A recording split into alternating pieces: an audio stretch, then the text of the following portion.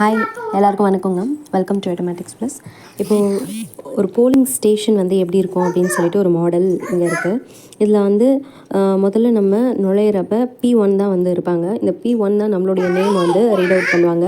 P2 இவங்கக்கிட்ட தான் வந்து நம்ம கையில் வந்து மைய வச்சுக்கணும். சைன் பண்ணுறது எல்லாமே இவங்கக்கிட்ட இருக்கும். ஸோ இதை வந்து செக் பண்ணுற வேலை வந்து இந்த P3 அவங்க வந்து செக் பண்ணுவாங்க. அதுக்கப்புறம் இவங்கக்கிட்ட ஒரு கண்ட்ரோல் யூனிட் இருக்குது இல்லைங்களா? இந்த கண்ட்ரோல் யூனிட் மூலமாக அவங்க வந்து பேலட் பட்டனை வந்து கிளிக் பண்ணுவாங்க. அதுக்கப்புறம் தான் நம்ம இந்த இடத்துல போயிட்டு ஓட் போடணும்.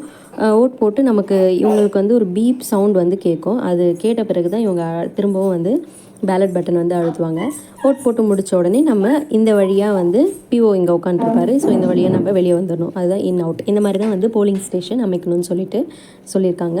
அண்ட் இந்த P1, P2, P3 இந்த ஆஃபீஸர்ஸ்க்கு பின்னாடி வந்து ஒரு வேட்பாளருக்கும் ஒரு ஏஜென்ட் வந்து உட்காந்துருப்பாங்க. முகவர்கள் அப்படின்னு சொல்லுவோம். இவங்கக்கிட்டேயும் வந்து அந்த ஓட்டர் லிஸ்ட் இருக்கும். ஸோ இவங்க படிக்கிறப்ப இவங்களும் வந்து அந்த லிஸ்ட்டில் டிக் பண்ணிக்குவாங்க. தேங்க்யூ.